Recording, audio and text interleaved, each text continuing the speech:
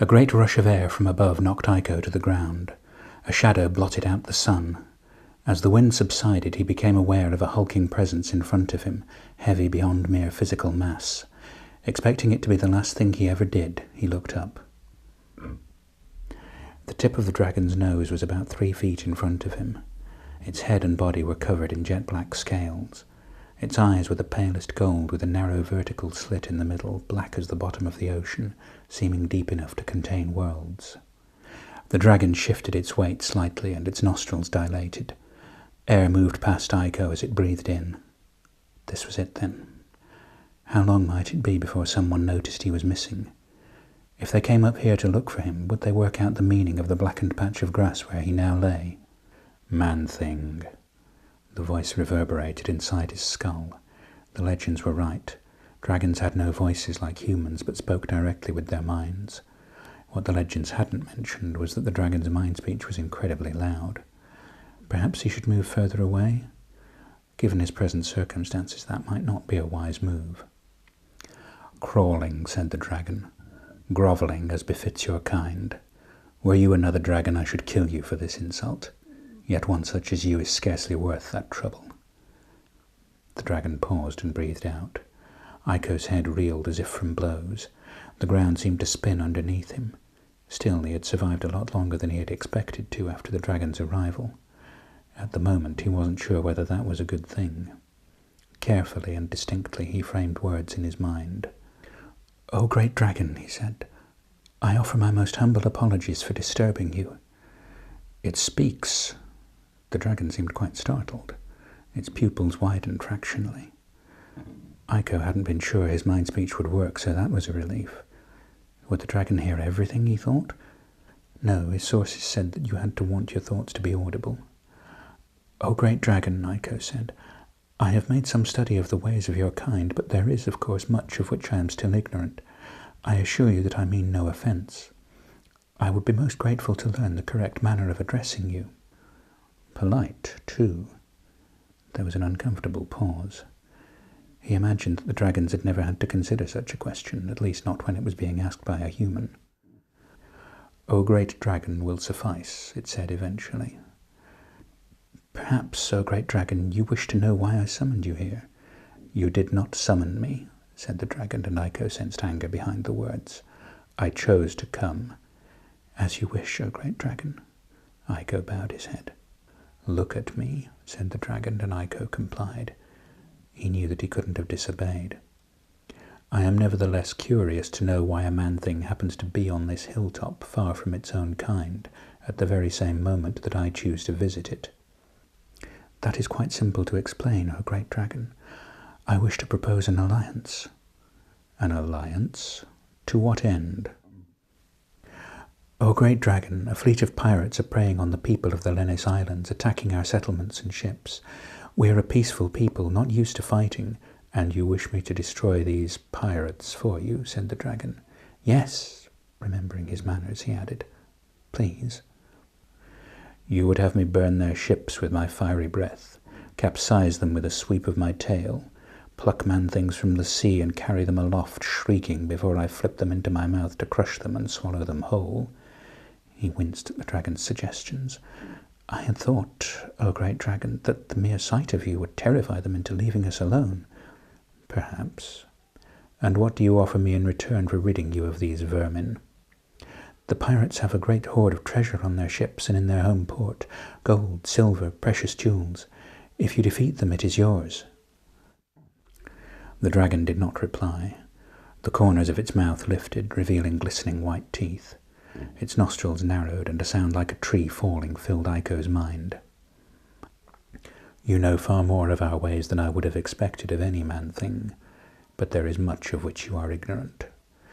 A gale rushed past him, pelting him with dust and twigs. By the time he could see again, the dragon was no more than a spot in the sky, an odd-shaped bird spiralling upwards. Almost at the limit of sight, there was a violet flash, and the dragon was gone. Aiko brushed the worst of the dirt off his clothing and started the long walk back to the village. What now? This outcome had never occurred to him. He hadn't seriously expected the summoning to work, but had thought that if it did, the dragon would most likely kill him immediately for his impertinence. He imagined the taunts of the children, the pitying looks of the monks and the other teachers. Typical Aiko, can't get anything right. He decided to say nothing about it. If anyone asked where he'd been, he'd simply climb the hill to admire the view, stretch his legs, clear his head.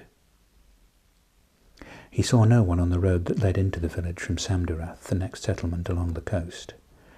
That wasn't so unusual, but when he saw no one in the main street, nor any of the side streets that intersected it, he began to worry. He jogged the rest of the way to the house that he still shared with his mother. The door stood open. Smoke hung in the air. The fire had gone out. A half-eaten meal lay at one end of the table. Guilt tugged at him as he noticed the place she'd set for him at the other end. He didn't have any classes today. He should have come to have lunch with her, not chase after creatures of legend that didn't care what happened to decent people. "Mother!" he shouted. No answer came. He opened the door to the bedroom. She wasn't there. Sweating, he squeezed between her bed and the linen chest to reach the back door. She wasn't in the garden either. Aiko tried to calm himself. She must have gone visiting. But why leave her lunch unfinished? Realization crept up on him. Not only had he not seen anyone on the way here, he hadn't heard anyone. The pirates had attacked while he was away. Everyone was dead or taken captive. His knees gave way and he fell to the ground. Tears fought for release. Was this why the dragon had refused to help? Because it knew he was already too late?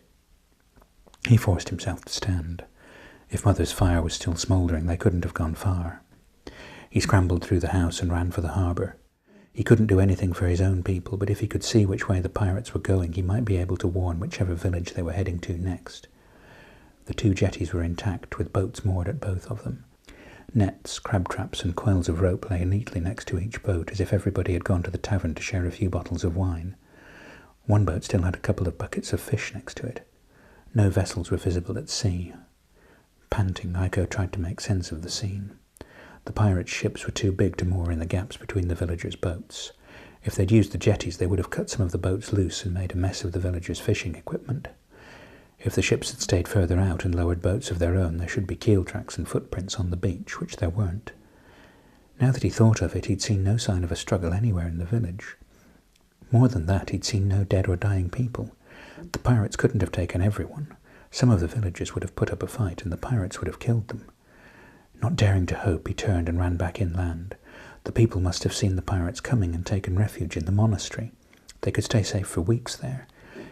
But then why had the pirates not ransacked the rest of the village? As he turned the corner onto the long approach to the monastery, he saw that the gate was closed. His heart leapt. It was always open, except in the presence of an immediate threat. He sprinted the last 100 yards and rattled the bars.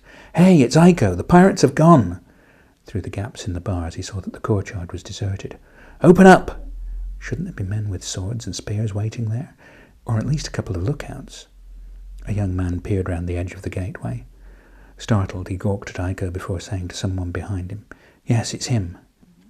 Relieved to see someone alive, Aiko grabbed the bars for support. "Figures," said an older man. "I suppose you'd better let him in."